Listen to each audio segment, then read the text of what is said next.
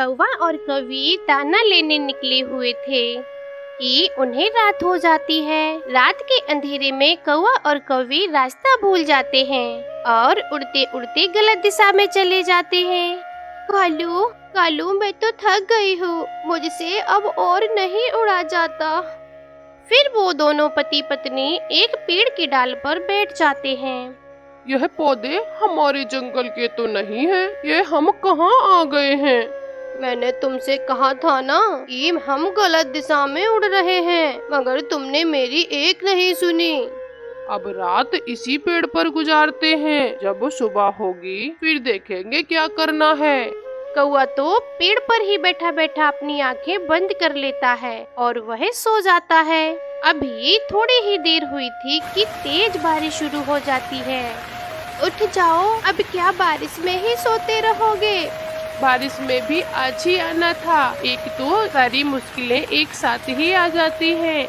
गुड़िया बेटी, खिड़की के पास से उठ जाओ और खिड़की बंद कर दो, बारिश का पानी अंदर आ रहा है। मम्मा, थोड़ी देर बैठ लेने दो। टूनी की बेटी खिड़की के पास बैठी लालटेन पास रखने से अपनी किताब पढ़ रही थी। कालू कालू, मुझे तो बड़ी जोर की भूख लग गई है और मेरे सर में भी दर्द हो रहा है। मुझसे ऐसी बारिश में रात नहीं कटेगी। अब हमें किसी से आश्रय लेना ही होगा, कोई ना कोई पक्षी तो हमें अपने घर में रख ही लेगा। कौवा और कौवी उड़ते हैं। एक घर से उन्हें रोशनी आती हुई दिखाई देती है। दोनों कौवे उस घर की तरफ जाते हैं। कालू कौवा घर के दरवाजे पर दस्तक देता है। मम्मा, मैं देखती हूँ। गुड़िया दरवाजा खोलती है। आप कौन है? बेटी, कोई बड़ा है घर में क्या? पहले बताइए आप कौन है, नहीं तो मैं दरवाजा बंद करने जा रही हूँ। ना बेटी, दरवाजा बंद ना करना, हम बहुत मुश्किल में हैं। आज की रात आप हमें अपने घर में आश्रय दे दें, तेज बारिश में हम मर जाएंगे। मगर हम तो आपको नहीं जानते, आप अजनबी हैं हमारे लिए। आवाज सुनकर टूनी चिड़िया भी बाहर आ जाती है। आप कहाँ से आए हैं? हम सागर वाले जंगल से आए हैं। सागर वाले जंगल? वहाँ तो मेरी माँ रहती है। आइए, आप अंदर आ जाइए।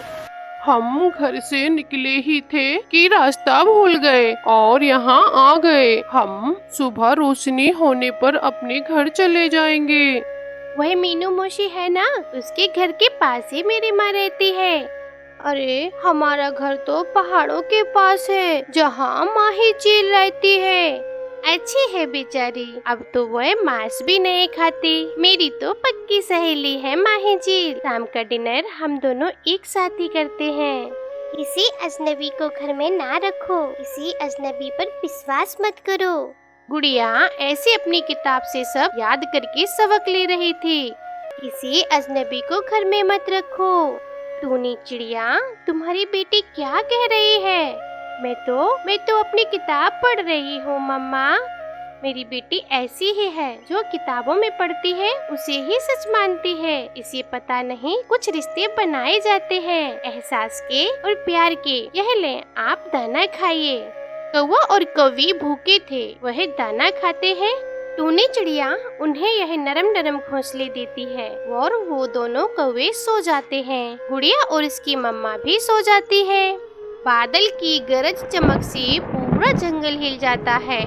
हाय हाय, मैं तो मर गई, ये क्या हो गया?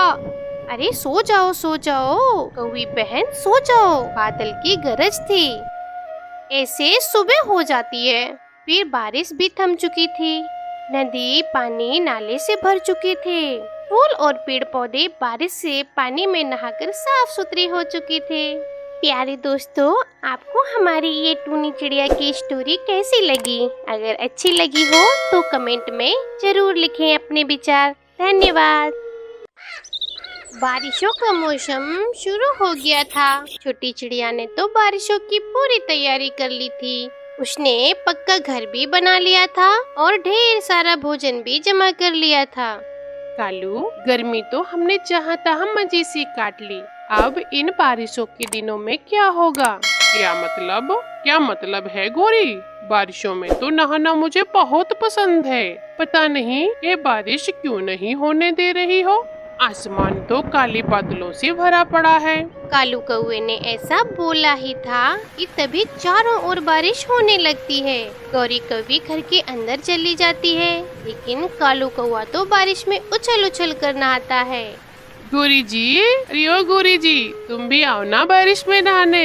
अरे बारिश में नहाने का मजा ही कुछ अलग है ना। अरे ना, ऐसा मजा झील में ना जो बारिश में है। ना कालू जी, तुम ही नहाओ बारिश में, मुझे नहीं भीगना, मुझे खाना खाना है। बारिश में कालू कौवा तो खूब मौज मस्ती करता है, लेकिन गौरी कौवी तो बहुत तेज भूख लगी थी। घर में खाने को कुछ भी नहीं था।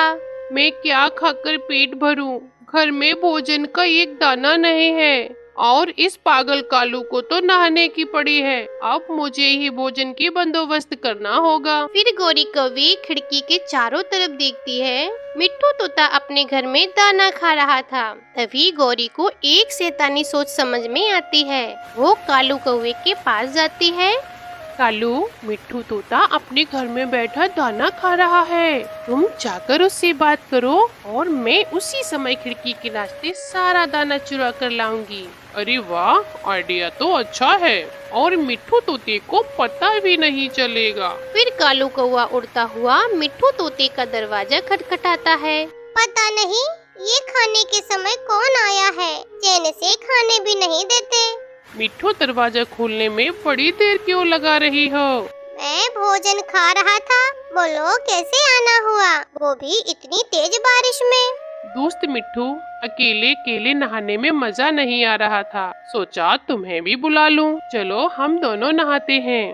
अरे नहीं नहीं, मुझे नहीं नहाना बारिश में, मैं बीमार हो जाता हूँ। ऐसे कालू कौवा मिट्ठू से बातें कर ही रहा था, तभी गौरी कौवी खिड़की के रास्ते मिट्ठू की प्लेट लेकर भाग जाती है। और जब मिट्ठू वापस आता है, अरे अरे अरे, मेरी प्लेट कहाँ गई? मैंने तो यहीं रखी थी। बेचारा मिट्ठू पूरे घर में अपनी प्लेट ढूंढता है, लेकिन खाने की प्लेट उसे कहीं नहीं मिलती।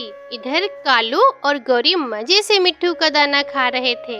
मजा आ गया हंस तो। कैसे तोते का खाना खाकर आज तोते को उल्लू बनाया। हाँ, और हम लोग उसका खाना आज मजे से खाएंगे। कालू, अब हर दिन ऐसा ही किया करेंगे और इस तरह से हमें भोजन ढूंढने की कोई भी चिंता नहीं।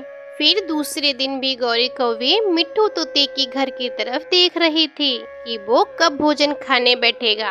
आज तो गरम गरम पुलाव खाकर मजा ही आ जाएगा। कल तो कोई दुष्ट मेरा सारा खाना लेकर गया था, लेकिन आज खिड़की बंद करके खाऊंगा और किसी को नहीं आने दूंगा।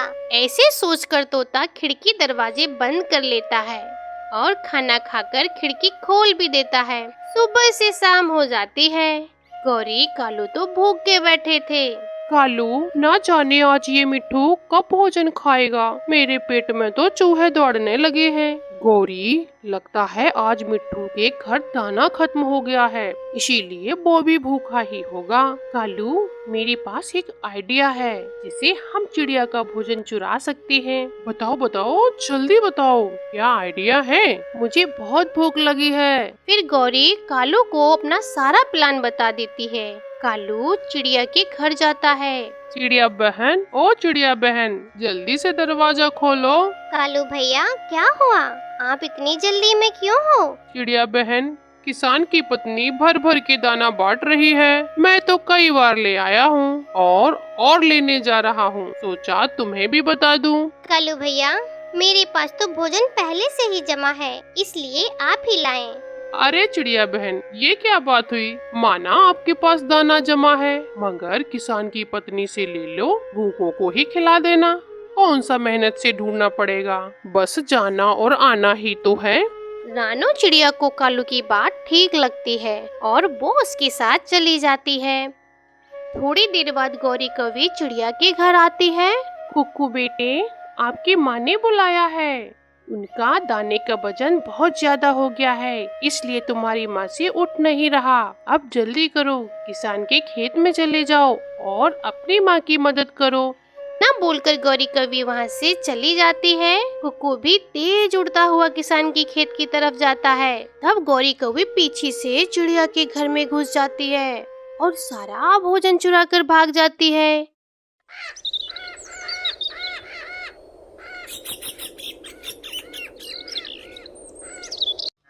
चिड़िया अपने पति के साथ ट्रेन का इंतजार कर रही थी। उसकी बेटी तो बहुत शोर मचाती है। बेटी शांति से बैठ जाओ, यहाँ शोर नहीं करते वरना बूढ़े दादाजी आपको डांट लगा देंगे। हाँ बेटी चुप करके बैठ जाओ, हमारी ट्रेन आने ही वाली है। ऐसे वो चिड़िया का परिवार ट्रेन का इंतजार कर रहा था कि तभी